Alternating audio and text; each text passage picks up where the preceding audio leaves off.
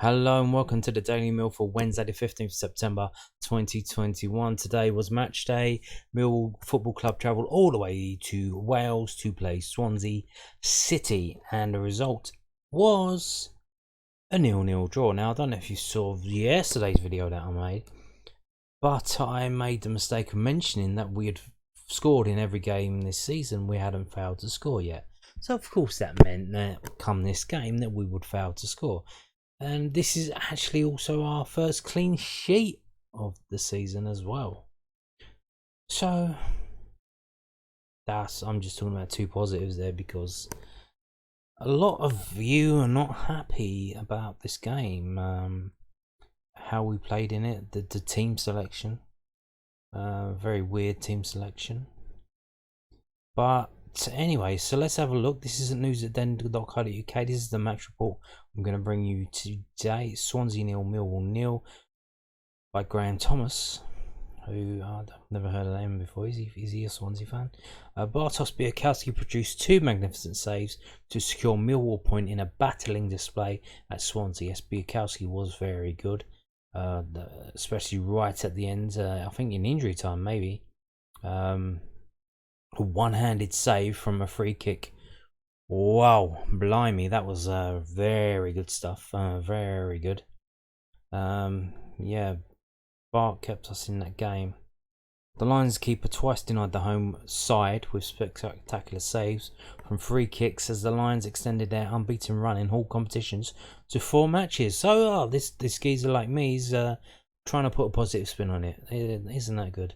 It was gritty, backstall stuff for most of the game for Gary Rowett's men, although they did come into the game after the hour mark and created chances of their own. Welshman Tom Bradshaw had a close range effort saved, and he might have done better, while Jed Wallace sprang to life when he tested Bahama shortly after. Now, is that why Tom Bradshaw started? Because this is a game in Wales? Is that why he was picked to start? That's seems a very weird reason to start someone. But a draw was as much as Mill deserved, as they were mostly kept at arm's length by Swansea's passing game, and the home side also missed several good chances. Mill were without loanee Shea Ojo, who made his debut in the Lions draw at West Brom, but was absent from the squad in South Wales due to illness. Yes, I actually had a little bet on Shea Ojo to score in this game, and I was quite perturbed to see he wasn't even in the squad. I'm like, oh my god, is he injured already? He's in the new fucking Kenzo, injured already? Hey, what is happening here? It meant Bradshaw and Mason Bennett both started as manager Rowett looked to consolidate the encouraging result gained at the Orphans, and so you got Bennett out, so Bradshaw started, and you got Shea Ojo out, so Mason Bennett started. One of them is definitely a downgrade. We don't really know about Ojo yet. Too early to say. But Mason Bennett isn't fit, so you would say. Although Shea Ojo isn't match fit, so swings and roundabouts. Mill's best and perhaps only genuine chance of the first half came in the opening couple of minutes when George Saville sweetly timed a volley that appeared to be goal-bound until it was blocked by a Swansea defender. For the remainder of the half, it was a rearguard action for the visitors, who were camped in their own half, while Swansea, as is their style, dominated possession. Yes, and a lot of fans really not happy with that. Really not happy with the parking of the bus. But for all their dominance and control, the Swans created few clear-cut chances, and those they did manage were spurned. A teasing cross from the left by former Bristol City midfielder Jamie Patterson was not dealt with by the Millwall defence, but there was no one in a white shirt to apply the finishing touch. The same hesitancy. Let me try that again. The same hesitancy. In the visitors' defence was evident moments later when a mistake by Billy Mitchell let in Ryan Manning, but the fullback blasted high over the bar. Mill's attacking threat was rarely evident, except for the occasional flicker of a counter-attack led by Bradshaw and Jed Wallace. But the pair lacked support, with teammates reluctant to get forward in sufficient numbers. It meant the half ended with more pressure from the home side, who should have gone ahead 5 minutes before the break. A charging run into the Millwall box by Manchester United loanee Ethan Laird ended with him picking out Joel Pirro, but the Duck striker managed to fire wide from inside his 6-yard box. I think what happened was he jumped in the air, and the ball was at his feet. It wasn't in front of him; it was on him. So he jumped up, and he basically kicked it with his right foot onto his left foot, and then he fell over, and the ball went out. The pattern of the goalless first half was repeated at the start of the second, with Swansea pressing but without the accuracy to make their pressure count. A curling free kick from 25 yards by skipper Matt Grimes looked as if it might make the top corner until superstar Millwall keeper Biakowski managed to stretch his fingertips of his left hand to tip the ball away for a corner kick. Mill's response was to work Bradshaw into space 30 yards from goal, but his low shot was straight at Ben Hamer and comfortably saved. Both managers made tactical substitutions, as well as two jointly forced on them when Mill's Dan Ballard collided with Peterson with 20 minutes to go. Yes, and Ballard is injured. Another injury. Within minutes, the fresh leg seemed about to provide the lead for Swansea when Liam Walsh found fellow substitute Michael Obafemi. The former Southampton striker turned inside Jake Cooper, but somehow slid the ball wide of the post with Biakowski stranded. The miss almost proved doubly costly for Swansea when Mill found space on the left-hand side. Through Scott Malone in the 76th minute, his cross created an opening for Bradshaw, but the striker was unable to direct his effort wide of Hamer, and the keeper made an excellent smothering save. The burst of collective energy seemed to offer the Lions late encouragement. Minutes later, Jed Wallace's surging run down the right ended with the winger firing a shot to the near post, which Hamer did well to beat away for a corner. Swansea's danger had not blown itself out completely, however, and when Mill conceded a free kick on the edge of the penalty area, Walsh's well-struck effort was superbly turned away by Biakowski. Yes, indeed. So, here we go. The lineup was Biakowski, Billy Mitchell, Danny Ballard, Murray Wallace, Jake Cooper, Scott Malone, Keith Dunbeld, Saville, Jed Wallace, Bradshaw, Bennett, and he waited until the 86 minutes to bring Smith on for Bradshaw. Mahoney came on for Bennett on the 62nd minute, and Leonard came on and played at centre back after Danny Ballard got injured in the 70th minute. So that was the game today, Matchday Millwall. So let's move on now. 4 takeaways from that game. This is from londonnewsonline.co.uk. The South London Press's online website. It says 4 takeaways from Millwall's 0-0 draw at Swansea City. Mr. Versatile produces again, and Lions secure first clean sheet of the campaign. Positive spin. They're putting a positive spin on it. A lot of people, I've seen all the comments on Twitter. You really aren't happy. You really, really aren't happy. Millwall drew 0-0 with Swansea City. Yeah, we know that. The Lions made 2 changes to the team that earned a well-deserved point against West Bromwich Albion on Saturday. Mason Bennett and Tom Bradshaw coming in for Matt Smith and Shea Ojo. Here are Kai Bennett's 4 takeaways from the game. Millwall get their first clean sheet of the season. Millwall racked up 17 clean sheets during the 2021's campaign. This goalless draw in South Wales meant they picked up their first shutout of the new season. Bartosz Biakowski was rarely tested in the Millwall goal, apart from when he made a good save from the fizzing free kick late on, which kept us in the game. Daniel Ballard injury concern. The Arsenal loanee was substituted in the second half after he looked to clash heads with Swansea player. Ballard has been fantastic since making a summer switch from the Gunners and scored the Lions' equalising goal at the Hawthorns on Saturday. Millwall already have 2 defenders, Danny McNamara and Sean Hutchinson, on the sidelines, and we'll be hoping that Ballard being substituted is just a precaution. More on that later. Tom Bradshaw's first start of the season. Tom Bradshaw had not started a league game this season before Mill's trip to Wales to face Swansea City. The 29-year-old worked tirelessly trying to close down the Swansea defence as they looked to play the ball out from the back. Bradshaw nearly won it for the Lions with 15 minutes to play when his shot was excellently saved by Swans keeper Ben Hamer. Not really, kind of kicked it straight at him. Yeah, I wouldn't say it was accidentally saved. The thing with Bradshaw, like he's a lot of people said this of Lee Gregory, like he runs around a lot, he's got a good work rate. Yeah, but Lee Gregory did score goals as well, you know. I think he was our top scorer in the championship when we got relegated, so with only 9 goals, but still. Ryan Leonard once again shows his versatility. Ryan Leonard came on in the second half to replace Ballard and slotted in at centre back. He was also introduced against West Brom on Saturday and played right back. Despite his unusual position being centre midfield, the 29-year-old continues to show that he can play anywhere to help the team. So, Shay Ojo, what the frig happened there? Where was he? What happened? So, they say, this is news at den.co.uk, illness caused on-loan Liverpool winger to miss Mill's stalemate against Swansea. Shay Ojo missed Mill's 0-0 draw against Swansea on Wednesday night through illness. Ojo made his debut against West Brom at the weekend but was unavailable as the Lions battled to a point against Russell Martin's side. Lions boss Gary Rowett confirmed the winger was ill but didn't give any details. Ojo could now be a date for the home game against Coventry on Saturday.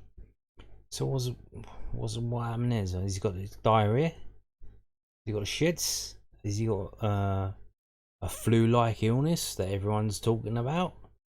Which means he has to stay home now for 10 days. Has he got that? And if he's got it, where did he get it from? And has he passed it on to any of the other players? Okay. The other injury, so Danny Ballard, here we go. Daniel Ballard taken to hospital with eye injury as Mill injury crisis deepens. Daniel Ballard joined Mill's lengthening injury list tonight, heading to hospital after suffering a cut above his right eye.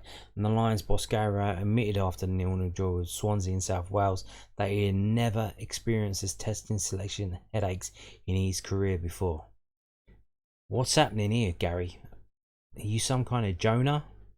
What the frig is happening? Did he buy a monkey's paw at a boot sale, car boot sale? Did he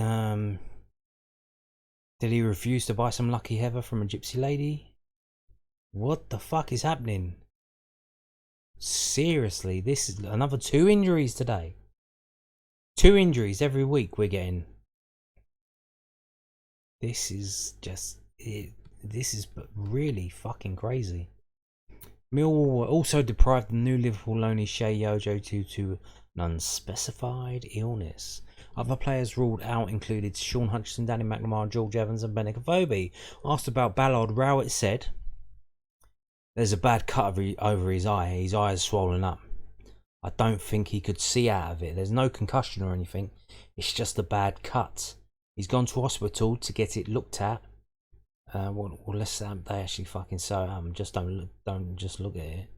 I'll be really honest. I've never known anything like it in all my time in football. I've never known so many injuries. I've never known so many illnesses. They seem to happen every time. Someone comes back, we lose 2 more. Every time another 2 come back, we lose 3 more. It's been hard work, but no one's complained. We've just tried to get on with it. We've tried to do the best we can and pick up points and results like we have done." Seriously, something is happening. What? This is insane. What is happening here? Something must be happening. We need to get fucking a shaman in, a witch doctor. Something. Do something. Priest. Exorcism. Fucking hell, do something. Please do something. This is just fucking weird. Absolutely weird. So yeah. So Danny Ballard's got a cut over his eye. So he's gonna get sewed up, gonna get glued up. Will he be? He seems like a bit of a tough nut, a Northern Irish lad. I imagine he would want to play on Saturday because that's not the kind of thing that should keep you out of a game. Once it's healed up, I mean, as long as the swelling's gone down, I mean, you fucking play on. Like Jay Cooper with his shoulder injury, like that was worse. That's something that you could legitimately say, oh, I'm going to sit out, or you should sit out. But just cut on your eye that's where the swelling's gone back to normal, and as long as you patch it up, like if it's on his eyelid or just on the orbital bone on the eyebrow, I would say, as long as you tape it up and stuff, and put some glue on there or something, you should be fine to play. You just got to watch where you head the ball so you don't open it up, because if you open it up and start bleeding, you got to go off, get it cleaned up, get a new shirt and all that jazz. So we'll see if Ballard starts against Coventry on Saturday. Well, if he doesn't, who the fuck who does start? They're dropping like flies here. So here we go. Gary Rowett commenting his comments after the game. We've heard his comments about Daniel Ballard, but what else did he say? So this is from news@den.co.uk. It says Mill boss pleased with first clean sheet, but I felt his side could have left Swansea with more. So Gary Rowett was pleased with the first clean sheet of the season as the Lions drew with Swansea on Wednesday. The Mill boss was disappointed his side didn't come away from Wales with more. So that would be all 3 points then, because that's all you can get more. The Swans' Michael Obafemi fired wide with 20 minutes left before home stopper Ben Hamer denied Tom Bradshaw, and then Scott Malone late on. Bartosz Białkowski preserved the shutout when he saved Liam Walsh's free kick in the last real chance of the game. After their trip to West Brom on Saturday, Rowett questioned the wisdom of the fixture scheduling and giving them another long away trek in midweek. Really? He's moaning about travelling?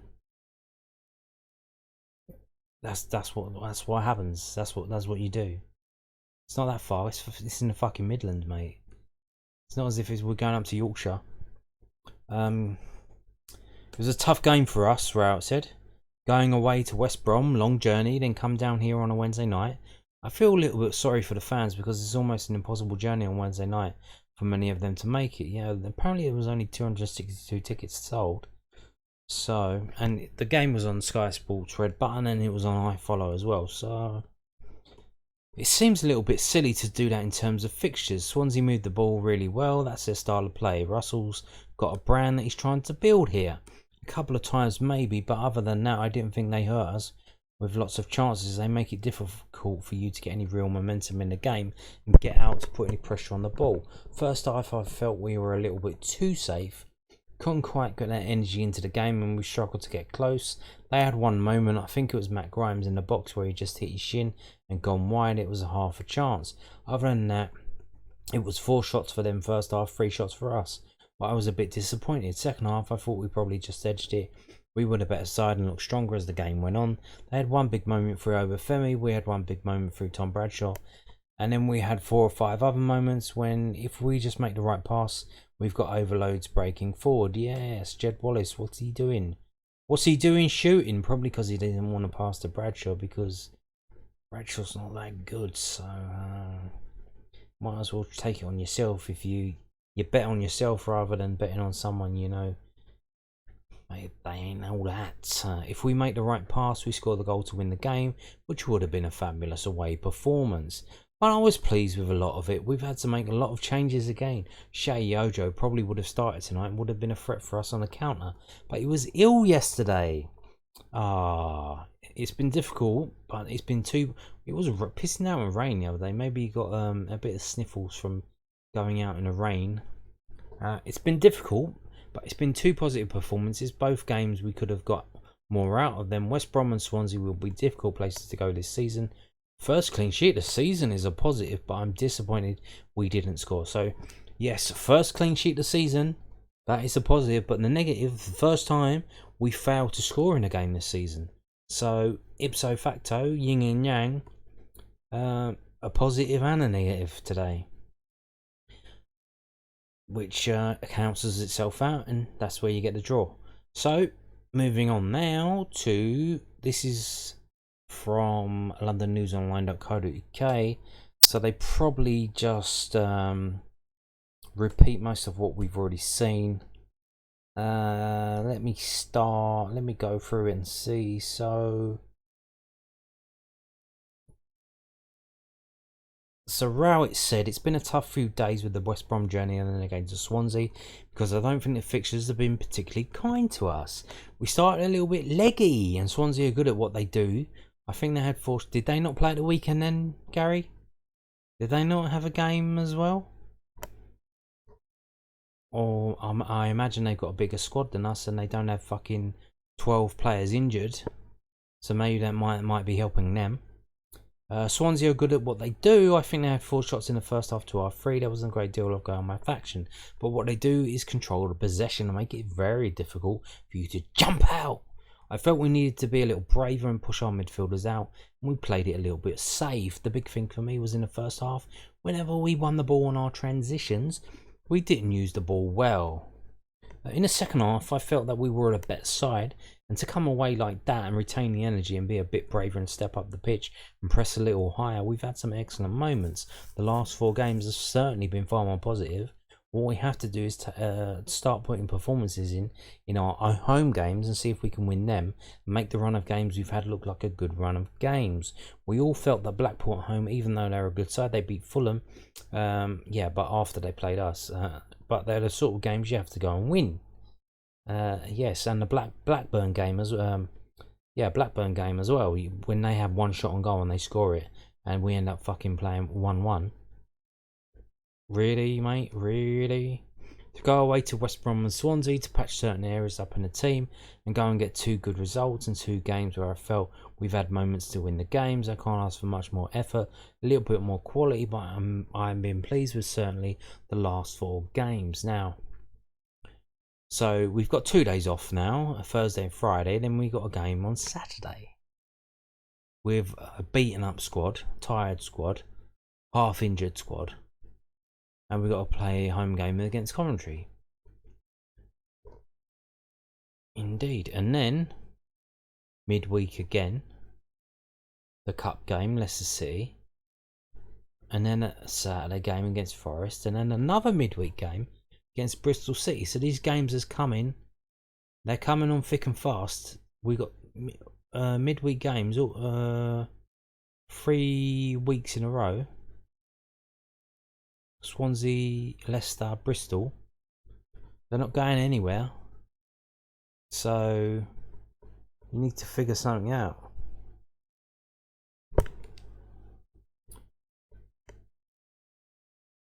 And we will see what happens against Coventry. Don't know. So they're travelling back tonight. So they'll get back. And then Thursday, I imagine they'll have Thursday off. They come in Friday. And then you'll probably overtrain them again. And then we'll have another couple of injuries. And then we'll go into Coventry game playing the tea lady as a substitute. Okay, so that was it, match day. You've seen that. Before we finish today, I wanted to show you this. That's just come. Breaking news. The Derby County to be deducted 9 points by EFL for financial regulation breaches. Derby, this is from the times.co.uk. It's only the first paragraph because I'm not subscribed and I'm not paying for it, so fuck that shit.